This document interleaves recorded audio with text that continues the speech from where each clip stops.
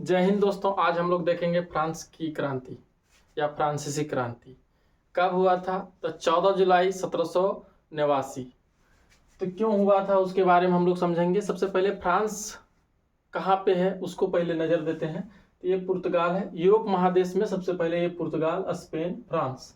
France के just बगल में जर्मनी। जर्मनी में पहले जो था ये यही परसा था। याद रखिएगा, पर्सिया या परसा इधर, ठीक है। और इसके जस्ट नीचे आपका ऑस्ट्रिया है और इसके जस्ट इधर पुर्तगाल से ऊपर ये इंग्लैंड है, वेल्स, स्कॉटलैंड, आयरलैंड, ये क्षेत्र है। तो सबसे पहले आपको इतना नॉलेज होना चाहिए मैप। उसके बाद में अब हम लोग देखेंगे कि यहाँ पर एक राजा था। उस राजा का नाम था लुई 16वां। उस समय जिस समय फ्रांस की क्रांति हुई थी उस समय लुई 16वां, इसका ससुराल था ऑस्ट्रिया। ऑस्ट्रिया की रानी थी मेरी एंतोएनत। मेरी एंतोएनत, जो यहाँ पे हम नाम लिखती हैं, ठीक है।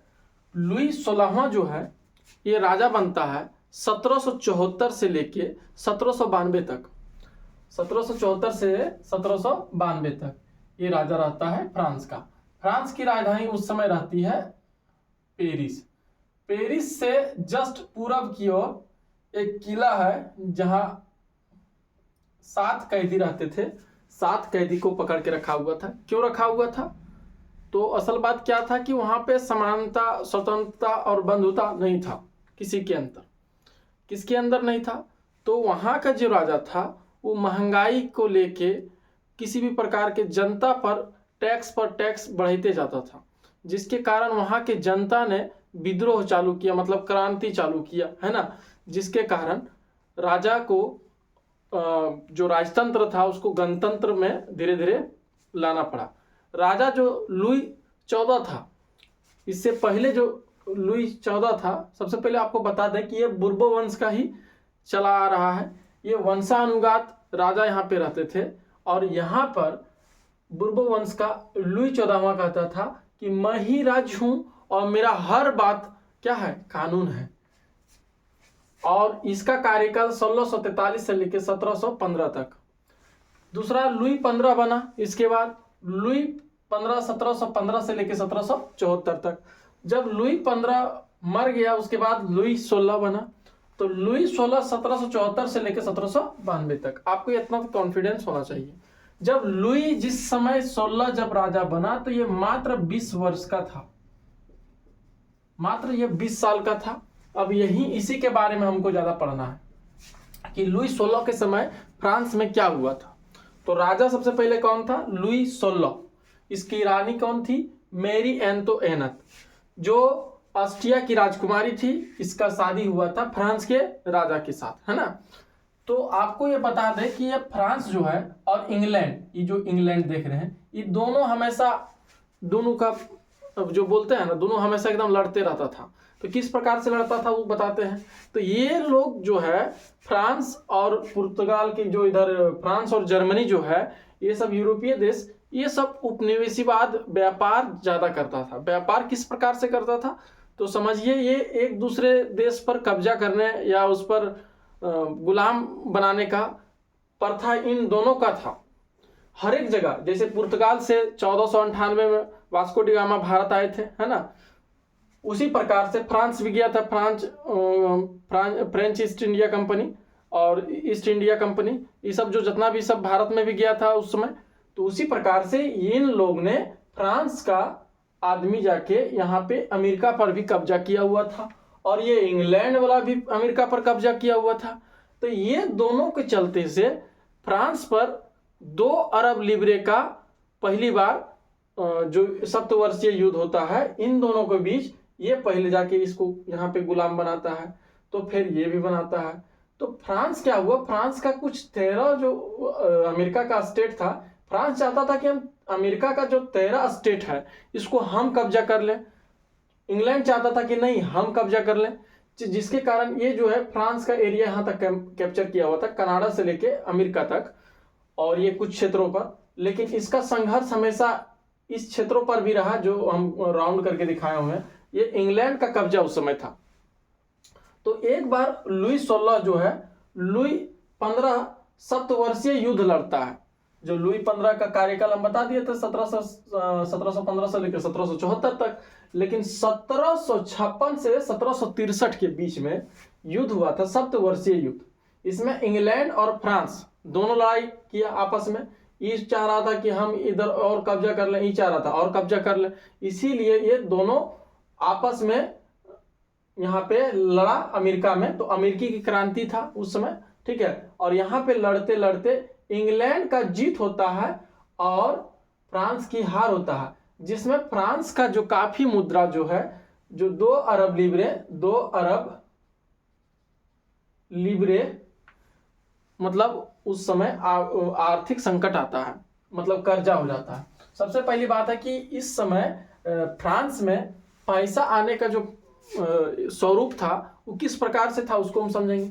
सबसे पहले बता दें कि फ्रांस में 3 प्रकार के वर्ग रहते थे। जिस प्रकार से अभी भारत में general, OBC, EWS, SC, ST इस प्रकार से वर्ग है, उसी प्रकार से वहां पे 3 प्रकार के वर्ग रहते थे। वहां फर्स्ट वर्ग, सेकंड और थर्ड इस प्रकार से नाम दिया गया था। फर्स्ट वर्ग को पादरी बोलते थे। जिस प्रकार से आज के पादरी का काम होता था कि चर्च में पूजा पाठ करना, जिस प्रकार से हिंदू धर्म में ब्राह्मण पूजा करता है, मुसलमान धर्म में मान लीजिए कि जो मौलवी होते हैं, उसी प्रकार से ये पादरी थे।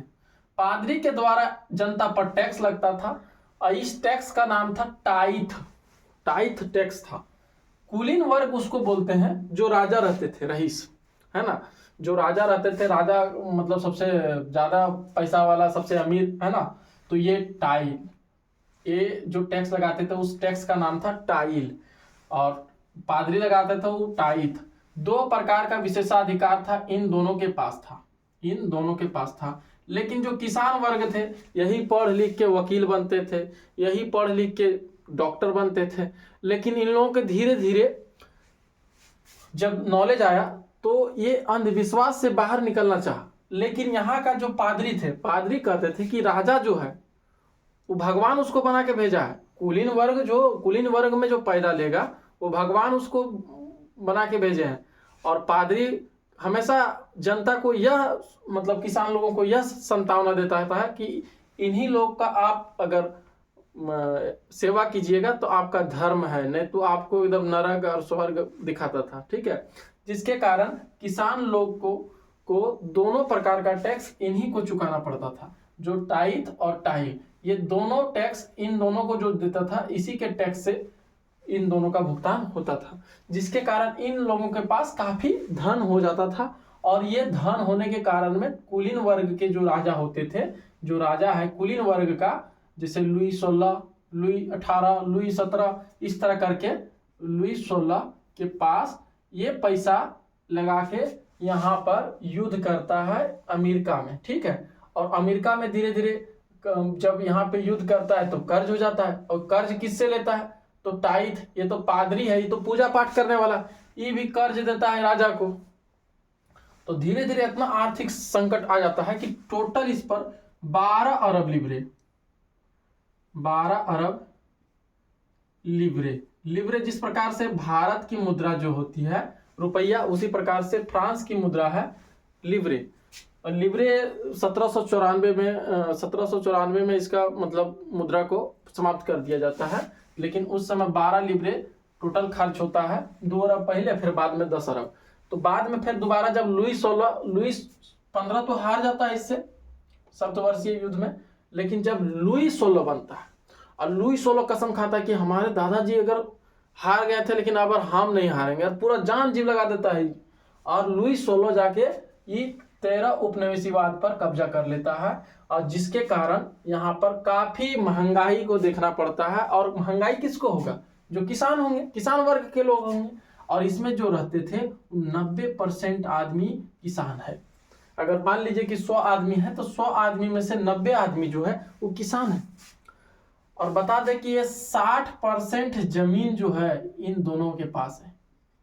60% जमीन ये फर्स्ट और सेकंड वाला के पास है, और 40% इन लोगों के पास है। तो जमीन से खेती करके किस तरह से करेगा ये सब के पास ना तो सही रूप से किसी प्रकार से रोजगार नहीं है, और ऊपर से महंगाई भी बढ़ रहा है। राजा क्या कर रहा है, तो वहाँ अमेरिका में लड़ाई लड़ रहा है, इंग्लैंड और फ्रांस दोनों मिलकर अपना अपना कब्जा कर रहा है, जिससे क्या हुआ, काफी महंगाई बढ़ गया। उस समय पारोटी का महंगाई जो है बहुत बढ़ गया। पारोटी खाने के लिए लोग लाइन में लगते थे, वहाँ के महिला भी लाइन में लगती थी। सुबह उठता था तो वो सब खाली सिर्फ पारोटी के लिए रोड में लाइन लगता था, दुकान के जस्ट बगल में, और वो पारोटी भी नसीब में होता था। तो उसी समय कुछ दार्शनिक थे जो जैसे रूसो, जॉन लॉक और मॉन्टेस्क्यू, इन्होंने, जैसे मॉन्टेस्क्यू ने सत्ता पृथ्वीकरण का सिद्धांत दिया था, तो मॉन्टेस्क्यू का नियम को देख के लोगों को जब सोचने लगा कि इस जो पादरी लोग हैं जो हम लोग को दिमाग में डाल रहा है कि जो जनता है, जो मतलब किसान वर्ग है, जो किसान वर्ग में जो जन्म लिया है, उसको जन्म से ही कुछ पिछले जन्म में कुछ गलती किया होगा जिसके कारण आपको किसान वर्ग में रखा गया है। तो इस प्रकार से जब उसको बताया गया कि आदमी सब कोई बराबर है और सबके लिए बराबर कानून होना चाहिए, और अगर सरकार होती है तो सबके लिए, कोई भी सरकार तभी स्वरूप से सही से चल पाएगी जब वो सरकार पूर्ण रूप से सबके लिए बराबर कानून बना सकती है। और किसी के पास अगर एक मतलब जो सत्ता है, किसी के पास पावर रहेगा तो वो पावर का गलत प्रयोग करेगा।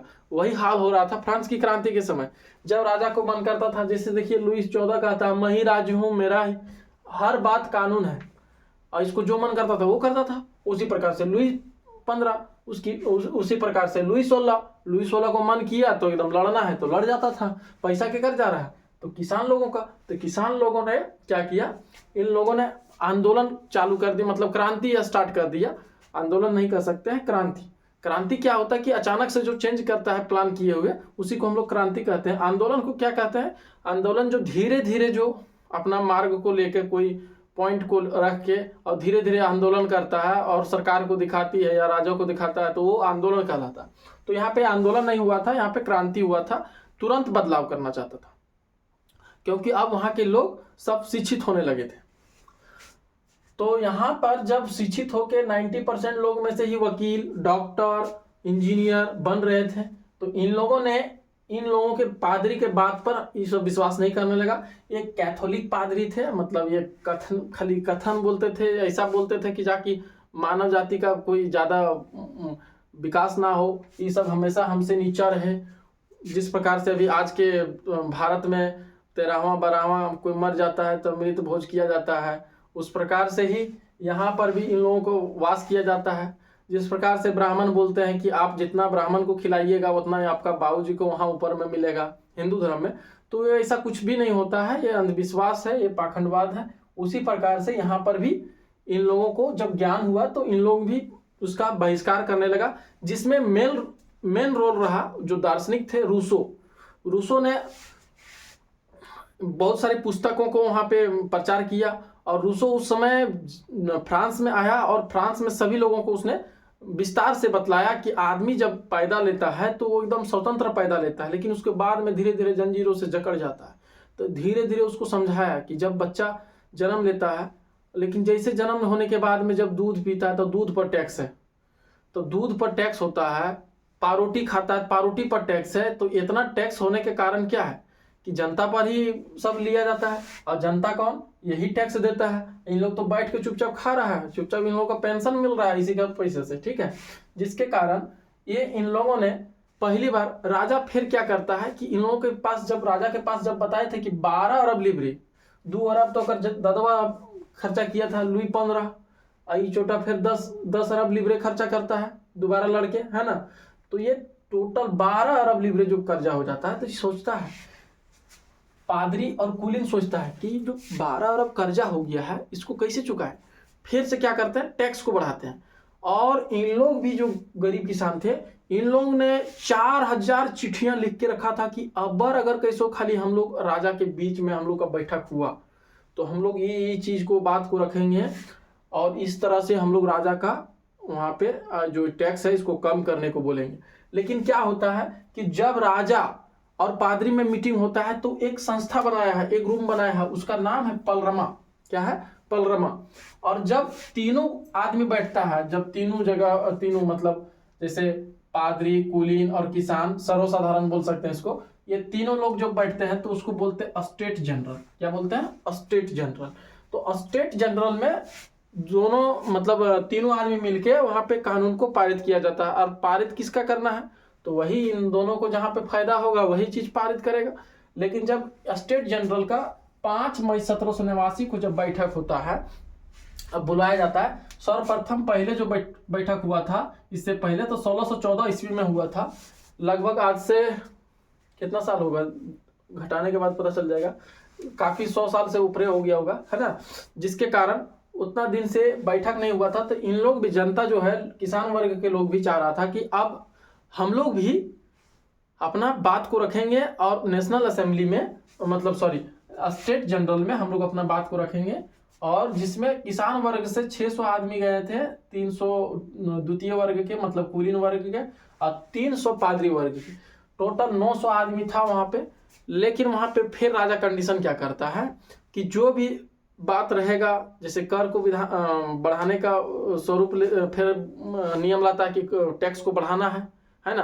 तो टैक्स को बढ़ाने के चलते उसमें बोलता है सबको एक एक वोट देना है। जैसे इनमें से कोई एक आदमी वोट देगा, 600 में से एक आदमी खाली वोट देगा, और द्वितीय वर्ग से भी एक आदमी वोट देगा, और तृतीय वर्ग से भी एक आदमी वोट देगा, मात्र में 3 वोट। तो हमेशा आप जानते होंगे कि ये दोनों तो हमेशा अपने भलाई के लिए, तो ये सब हमेशा 2 वोट देगा और एक पास 1 वोट जाएगा। तो 3 वोट में तो 2 वोट जगह जाएगा वो जीत जाएगा। तो उसी का बात पालन हो जाएगा, कानून बन जाएगा। जिसके कारण इन लोग ने उठ के वहां से स्टेट जनरल की बैठक से उठ के, और जो ये फ्रांस है, फ्रांस की पूरब की और जो बास्तिल का किला है, और यहाँ पे टेनिस स्कॉट का स्टेडियम है, वहां पे बैठता है, जिसमें बैठ जाता है उन लोग। और वहां पे आंदोलन या क्रांति शुरू हो जाता है। जो 14 जुलाई 1789 को बास्तिल का किला जो रहता है, उसमें से लगभग 7 कैदी रहते हैं, जो इन लोगों के राजा के खिलाफ जो बोला हुआ था, उन लोगों को भी पहले जेल में डाला हुआ था, उन लोगों को भी निकाल देता है। और वहां का जो कमांडर था, सिपाही का कमांडर था, उसको भी मार उड़ देता है। जनता लोग और सब को कुदाली उदाली लेके एकदम, और पूरा किसान वर्ग के लोग सब को एकदम तोड़ फोड़ करता है, पूरा किला को तहस नहस कर देता है। जिसके कारण बास्तिल का किला टूट जाता है, और इससे राजा बहुत डर जाता है। और राजा अब क्या कहता है कि आप लोग जो बोलिएगा वही करेंगे। तो राजा जो है 20 जून 1789 को नेशनल असेंबली, जो इन लोगों ने बनाया था यहाँ पे टेनिस स्कॉट में, वो नेशनल असेंबली बनाया अपने आप को। मतलब जिस तरह आज हम लोग संसद भवन बोलते हैं ना, उस प्रकार से वो सब ग्राउंड में बना लिया था। जिसके कारण 20 जून 1789 को नेशनल असेंबली का स्थापना किया। और 4 अगस्त संविधान सभा बैठा, वहां पे राजा भी बैठा। बोला राजा जो मनमानी रूप से चल रहा है, ऐसा नहीं होगा, राजा वंशानुगत रहेगा, लेकिन उसमें संवैधानिक रूप से रहेगा। तो संवैधानिक राजतंत्र कहा गया। और 4 अगस्त 1789 को संविधान सभा पारित किया गया। उसमें से 2 प्रकार के, हर एक समाज में 3 प्रकार के वर्ग रहते हैं। देखिए इसमें बताते हैं, जैसे कि एक आदमी बहुत हाई लेवल के, उच्च है, दूसरा है निम्न, मध्यम, तीसरा है निम्न, सबसे गरीब, ऐसा समझिए। तो देखिएगा कि उच्च जो अमीर होगा वो हमेशा एरोप्लेन या जो चीज पर बोलिएगा, लेकिन निम्न वर्ग वाला आदमी जो होता है, निम्न वर्ग वाला आदमी, इसको कितना कुछ दे दीजिएगा तो हमेशा एकदम जो चीज है वही करेगा। जैसे किसी को अगर मान लीजिए कि उसको कोई फुटल बर्तन में खाने का आदत है, कितना पैसा हो जाएगा तब वो वही नियर करेगा, जिसको हम लोग कंजूस बोलते हैं कि इतना पैसा हो गया तकरो पर भी नहीं सुधरा है। तो ये निम्न वर्ग हो गया। उसी प्रकार से मध्यम वर्ग का पास, इसके पास जैसे पैसा आएगा तैसे ही तुरंत ही कुछ ना कुछ खरीद लेगा। जैसे कि गरीब जो मीडियम वर्ग के लोग होते हैं आज के ज़माने में, जिसके पास पैसा होता है, तुरंत आईफोन हो गया, नया नया मोबाइल हो गया, ठीक है। जब जैसे पैसा नहीं है, फिर उसको बेच उच के फिर अपना वेशभूषा में आ जाता है। और एक होता है हाई वाला, हाई क्लास वाला, कभी भी ये कभी डाउन नहीं होता। ये हमेशा जैसे अंबानी सब, अडानी हो सब हो गया, है ना। तो ये चीज़ है। तो इसमें क्या था कि मध्यम वर्ग के लोग जो है ये पैसे वाले थे। तो इन्होंने कंडीशन क्या किया कि सक्रिय नागरिक और निष्क्रिय नागरिक का बातों को रखा। सक्रिय नागरिक कौन होगा? तो सक्रिय नागरिक उसको कहा जाएगा जो अपना आमदनी से कम 3 दिन का मजदूरी जो सरकार को टैक्स के रूप में चुकाएगा, उसी को हम लोग बोलेंगे सक्रिय नागरिक। तो 3 दिन का मजदूरी देगा उसको सक्रिय नागरिक। और वोट देने का अधिकार मिलेगा जो 25 साल से अधिक होगा। तो वोट देने का अधिकार भी रखा था कंडीशन। और ये मध्यम वर्ग मतलब मिडिल क्लास के वर्ग के लोगों के पास सत्ता चला गया। निष्क्रिय लोग जो गरीब थे वो काहे चाहेगा कि हमको एक वोट देना, वो उतना पूछता नहीं है। तो बोले एक वोट देवे खातिर 3 दिन का कमैनी देना पड़ेगा। मान लीजिए कि आज का कमैनी अगर 1 दिन का 300 है तो 3 या 900 रुपया कम देगा। 3 दिन अगर बढ़िया चुपचाप खाएंगे, वोट नहीं देंगे, क्या होगा? जिसके कारण गरीब वर्ग के लोग, जो निम्न वर्ग के लोग थे, निम्न वर्ग के लोग ये पीछे छट गए। इससे छटने के कारण में क्या हुआ, जो निम्न मध्यम वर्ग के लोग जो चाहते थे, जैसे कि लोग वोट देके 50,000 लोगों को वोट देके चुनाव में भाग लिए 50,000, उसमें से 945 लोगों को चुनाव में जिताकर भेजे। मतलब ये विधायिका रहे, विधायक लोग ऐसा समझिए। और ये विधायक से मिलके एक मंत्री बना जो हेड मंत्री, जगह आज हम लोग बोल सकते हैं पीएम या तो सीएम, है ना। ऐसा समझिए ये विधायक है तो ये सीएम होगा। और उसी प्रकार से जो कैबिनेट मिनिस्टर होता है, उसी प्रकार से ये मिनिस्टर हो गया मंत्री का। तो ये इसको हम कार्यपालिका बोल सकते हैं, इसको हम लोग विधायिका बोल सकते हैं, ये न्यायपालिका होगा। फिर इन्हीं लोग ने फिर चुन के न्यायपालिका को डायरेक्ट वोट दिया। तो इस प्रकार से होता था। ये मॉन्टेस्क्यू का शक्ति प्रत्यंकरण का सिद्धांत है, जिसमें न्यायपालिका, कार्यपालिका, विधायिका तीनों को बात रखा। लेकिन निष्क्रिय वाले जो लोग थे उन लोगों ने आंदोलन फिर से स्टार्ट कर दिया, मतलब क्रांति फिर से स्टार्ट कर दिया। और ये उग्र गणतंत्र कहा गया 1792 से 1795 तक। क्या हुआ, 2 दल था। जो जीरनदस्तो था ये मध्यम वर्ग के लोग थे, मतलब थोड़ा सा अमीर से थोड़ा सा कम। और ये जो रॉबस्पियर थे, जैकोबियन दल का जो हेड था, ये रॉबस्पियर थे। ये पूरा एकदम गरीब था, रेडिकल था, पूरा एकदम गरीब। ये लोग चाहता था कि जो हम लोग के पैसा से, टैक्स से, जो पूरा एकदम पादरी लोग चर्च बढ़िया बढ़िया बनाया है, जो सरकारी चीज रखा है, इसको सब चीज को जब्त करेंगे हम लोग। और काहे हम लोग पैसा नहीं देंगे तो हम लोग वोट नहीं देंगे, ऐसा नहीं होगा। 25 साल वाला आदमी वोट देगा और हम लोग जो हम लोग का बाल बच्चा है वो सब क्या करेगा।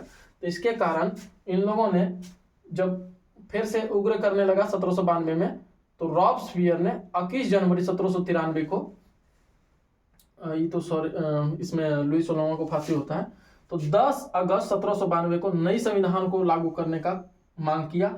और उसमें संविधान में कहा गया कि 21 वर्ष के लोग वोट देंगे और 1 रुपया कोई नहीं देगा। वोट देने के लिए पैसा देगा 3 दिन का, तब उसको वोट देने का अधिकार मिलेगा। तो ये सक्रिय और निष्क्रिय चीज को हटा दिया गया और रॉबस्पियर पूरा फॉर्म में आ गया। ये सबसे निम्न वर्ग के लोग थे। इन लोगों ने चाहा कि एकदम पूरा नहीं तो ऐसा नहीं होगा तो हम राजा को मार काट देंगे। जिसके कारण जो यहाँ के राजा थे लुई 16 वो मान गए और 10 अगस्त 1792 को नई संविधान को नेशनल असेंबली जो नाम दिया गया था उसका नाम कन्वेंशन कर दिया, जब इन लोगों ने चेंज किया था। ठीक है, उस संस्था का नाम फिर से बदल दिया, कन्वेंशन नाम रखा। और 21 सितंबर 1792 को गणतंत्र बन गया, फिर से गणतंत्र बन गया कि सभी लोग अगर सबको वोट देके चुनेंगे, इसमें कोई ऐसा नहीं होगा। इसमें फिर 2 सदनीय। तो इसमें क्या हुआ कि रॉबस्पियर ने सबको धीरे धीरे, जो इसके विपक्ष के ब्रिंसो और दांते, इस सब के लोगों को, अपना जो विपक्ष के लोगों था उसको भी फांसी पर चढ़ा देता था। एक बार क्या हुआ कि राजा लुई 16 अपना ससुराल में मतलब बताया था कि हमारे यहाँ धीरे धीरे लग रहा है कि ये रॉबस्पियर हमको हत्या कर देगा। तो जिसके कारण 1792 में युद्ध हुआ ऑस्ट्रिया और जर्मनी के बीच में। पर्सा और मतलब ये दोनों मिलके इस पर आक्रमण किया। तो जिसके कारण पता चला कि ये गुप्त सूचना के कारण, यही जो लुई 16 के कारण ही इन दोनों ससुराल से इधर से आया था मारने के लिए। जिसके कारण इस पर एक देशद्रोह का मुकदमा दायर करता है और इसको गिलोटिन पर चढ़ा के फांसी दे देता है 21 जनवरी 1793 को। किसको? लुई 16 को। जिसके कारण लुई 16 जब मर जाता है तो इसका पत्नी मेरी एंटोनेट, इसको भी साथ चढ़ा दिया जाता है जब रोने लगती है। तो तो जिसके कारण अब यहाँ पे क्या हो जाता है, उग्र गणतंत्र। रॉबस्पियर भी धीरे धीरे इसको भी कोई डेरा में फंसा लेता है, इसको भी कोई ना कोई बातों पर। और रॉबस्पियर को भी 1794 में इसको भी फांसी पर चढ़ा दिया जाता है। और फिर इसके बाद आता है द्विसदनीय विधायिका, जो नेक्स्ट वीडियो में हम बताएंगे। उसमें क्या होता है कि नेपोलियन बोनापार्ट, जो 1769 में उनका जन्म होता है, 15 अगस्त 1769 को, है ना, जो कि एक द्वीप के पास होता है, जो धीरे धीरे फ्रांस आ जाता है। फ्रांस में यह डायरेक्टरी सिस्टम से धीरे धीरे वो प्रशासन को लेके चलता है। और 1804 में अपने आप को सम्राट घोषित करता है। और लास्ट इसका युद्ध जो होता है, वाटरलू का युद्ध, जिसके कारण ऑस्ट्रिया का राजा जो मेटरनिक रहता है, इसको पकड़ के एल्वा द्वीप पर भेज देता है। और अब देखेंगे हम लोग नेक्स्ट वीडियो में। और इसका मेन टॉपिक जो है बुर्बोवंश था। ये लुई 16 जो था बुर्बोवंश का था, ये वंशानुगत था। और इसमें रानी का नाम मेन इंपॉर्टेंट आपका ये मैरी एंटोनियट है। ऑस्ट्रिया इसका नहरा था एंटोनियट का, है ना। और लुई 16 का ससुराल। तो ये पर्सिया से इधर आक्रमण करता है। सबसे मेन पॉइंट ये है कि इंग्लैंड और फ्रांस दोनों जो है ये कोल्ड वार के जैसा ही करता है। यहाँ कब्जा करना चाहता है और ये भी यहाँ कब्जा करना चाहता है, जिसमें दोनों लड़ाई करता है। 13 उपनिवेशीवाद, 13 स्टेट। उपनिवेशीवाद मतलब होता है कि इन लोग अपने चीज़ों को, मतलब जो संरक्षित खाने पीने की चीज़ों को दूसरे देश में उगाकर अपने देश में लाके और व्यापार करते हैं, उसी को बोलते हैं उपनिवेशीवाद। हमारे यहाँ भी किए थे, भारत में भी किए, है ना, जो कि फिर धीरे धीरे उसको भगाना पड़ा, है ना। और इसमें सप्तवर्षीय युद्ध में जो लुई 16 था, लुई 15वां था। और ये इसमें 2 अरब लिब्रे का पहले खर्चा हुआ था, लेकिन बाद में इसका बदला लिया कौन, लुई 16, जो 10 अरब टोटल खर्चा किया था लिब्रे, और टोटल मिलके 12 अरब हो गया। मतलब बाद में 10 अरब लुई 16 और इसका ददवा लुई 15 2 अरब, और दोनों मिलकर 12 अरब खर्चा किया, जिसमें टोटल जो इसमें जो कुल मिला के 12 अरब कर्जा हुआ था। ये क्वेश्चन पूछा जाता है 9th में। और इसमें स्टेट जनरल आपको ये याद रखना पड़ेगा। स्टेट जनरल का बैठक, प्रथम बैठक जो हुआ था 15 मई 1789, और यही 14 जुलाई को बास्तिल का किला तोड़ता है।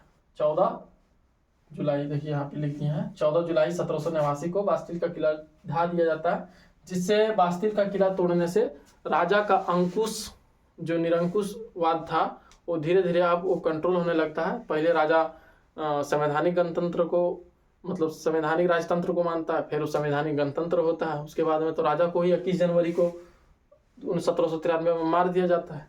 और राजा जब मरता है, इसके बाद में लोग गणतंत्र का रूप ले लेता है। तो गणतंत्र, इसमें डायरेक्टरी सिस्टम आता है। डायरेक्टरी सिस्टम में आपको अगला वीडियो में हम लोग बताएंगे कि किस प्रकार से नेपोलियन बोनापार्ट का उदय होता है यूरोप में। मिलते हैं नेक्स्ट वीडियो में, तब तक के लिए जय हिंद, जय भारत।